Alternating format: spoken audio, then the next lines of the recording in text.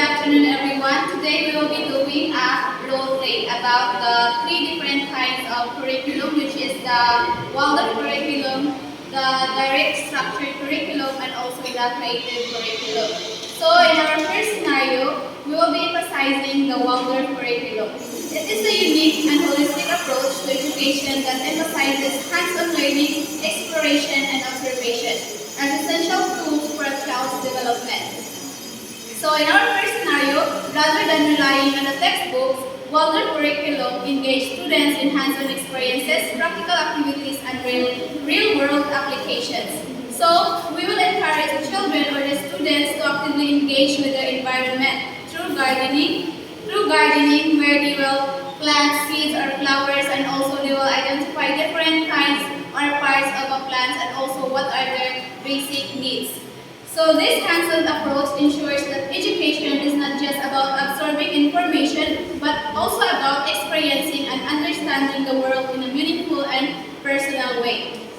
In our second scenario, it emphasizes the direct structured curriculum by providing clear expectations, immediate feedback, and consistent reinforcement. So, a direct structured curriculum supports students in developing strong academic expectations or skills, confidence, and creativity. It is particularly beneficial for learners who thrive in an organized and goal-oriented environment, ensuring that every student receives the necessary guidance to achieve academic success. And lastly, in our third curriculum, it emphasizes the creative curriculum.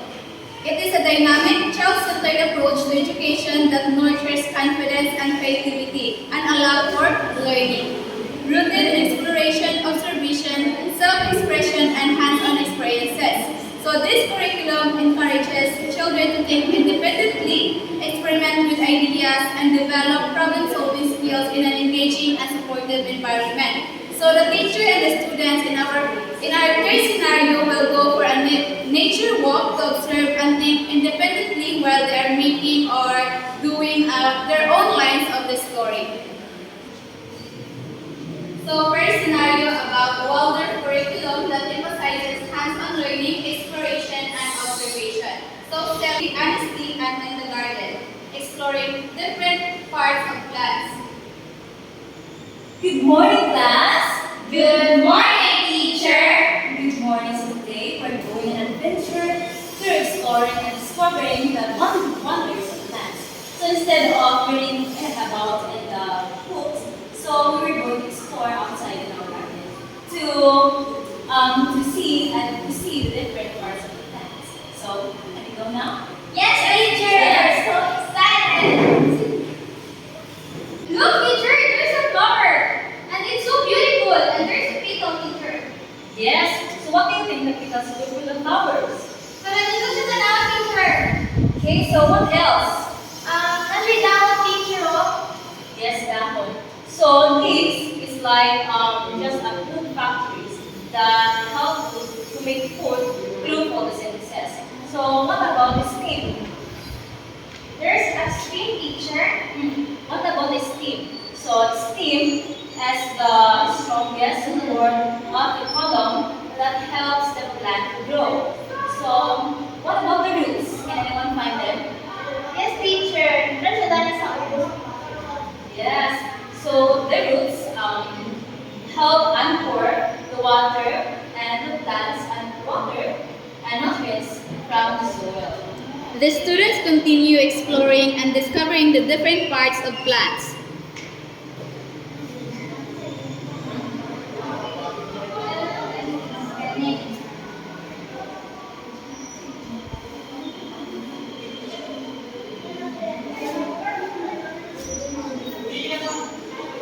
So what we observe in our garden. So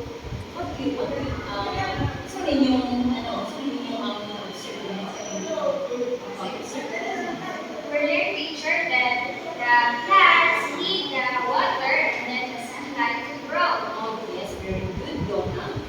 So what else? So, need ko siya sa soil, teacher, para po siya mabuti. Okay, so now, okay, I don't know. So let's make so magtalong na. So as a seed and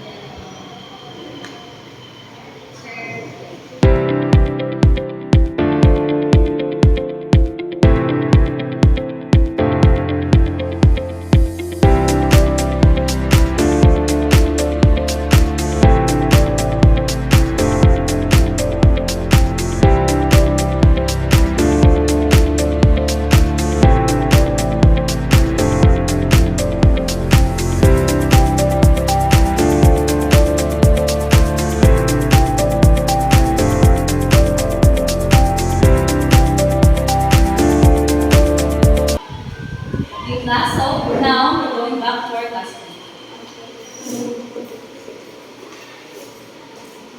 so what you observe sa atong pagdalina, sa atong plan, sa atong pag-warming, ang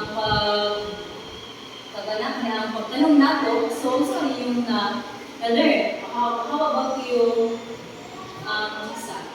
Naka-learn ko yung sound pag talong teacher na hindi mo siya kauton, tapos ibutan ang slip, dahil butakan sa topic. Yes, very good. The lesson comes to a close, with the students having gained hands-on experiences, learning about basic needs of plants, and a deeper understanding of plant parts. Bye, class! Bye, teacher! Second scenario emphasizes about the direct structured curriculum. Inside the classroom of grade 3 Honesty, the teacher is teaching a math lesson on addition. Good afternoon, class. Good afternoon, teacher. So today, we'll learn about adding numbers. So, our goal for today is to add two numbers together correctly. So, we will learn to add using our fingers, using different pictures. So, first is 1 plus 1 equals 2. Very good. So, 2 plus 2 equals 4. So, I have here a pictures. So, this is a banana. I have 2 banana. Tapos dugangan ako sa 2 ka banana. Pila na ka banana? 4. Very good. So, we drop class. Now, let's practice. Everyone get your worksheets.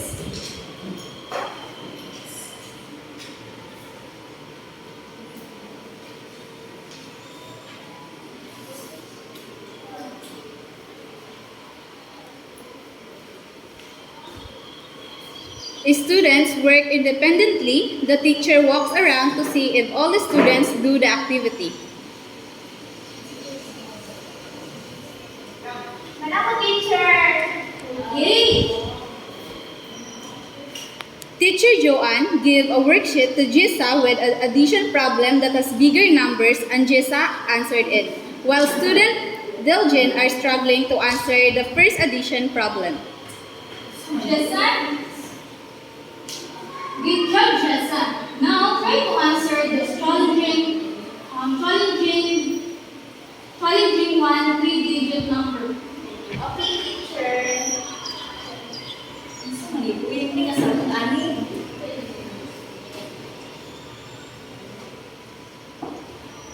After a set of time, the teacher collects the worksheets and start a new topic about subtraction.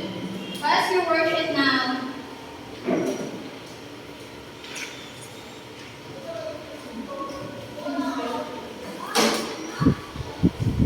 Very good, class. Kabalo na mo kung saan pag-add sa number. So, karon, ato na sa tangtuan ang subtraction.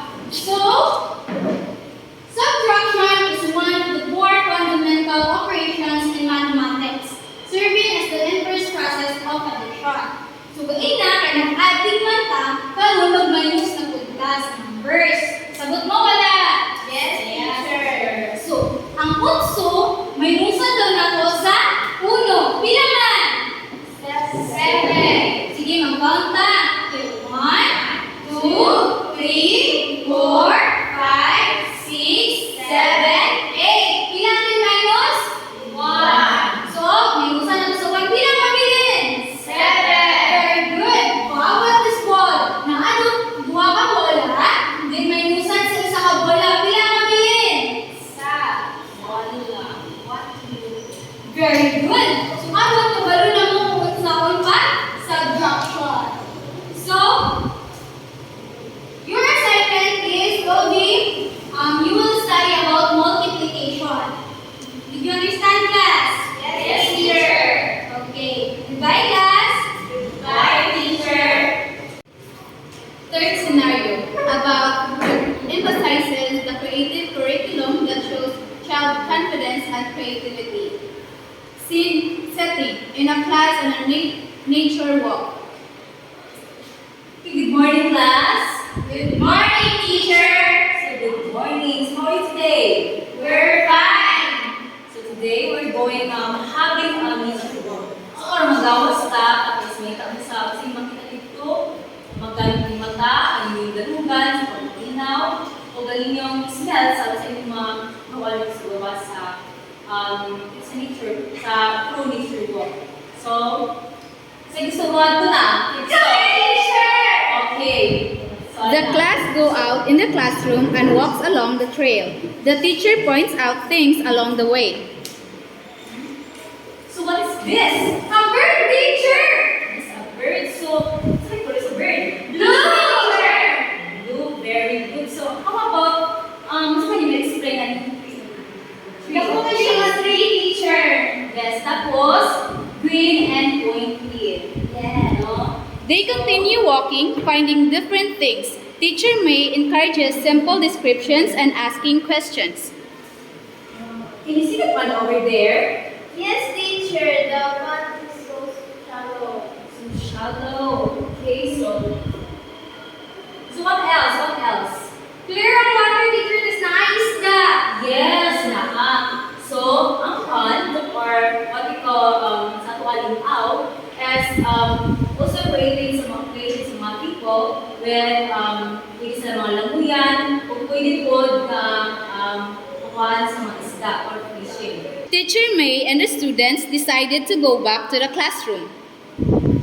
So, ngayon, ano na sa ating room. So, gusto mo ninyong makakita doon sa story, yung nakita ko.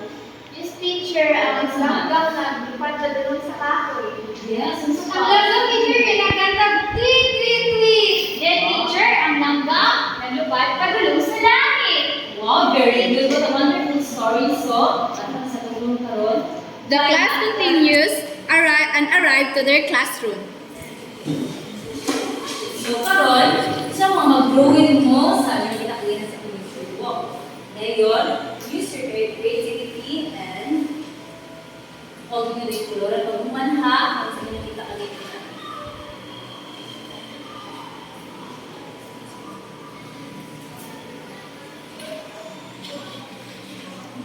The students are busy in doing the activity and after they share what they draw. Okay, class, are you done?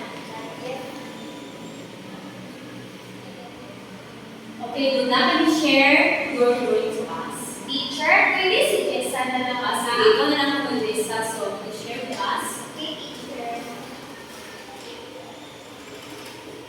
Ang akong gidraw kay Rainbow, may gusto mo din ako makakita Rainbow, pero wala dito kay sa hindi good. So, ako ganan kay Shada siya, beautiful as nature and colorful po siya. So, about kay Donna and then kay Lucy. A house Yes. teacher. A We're flower good at teacher. drawing na si Happy Tia. So class and please stand. Part was clear. And the father and son was married. Lord, make this a wonderful day. Amen.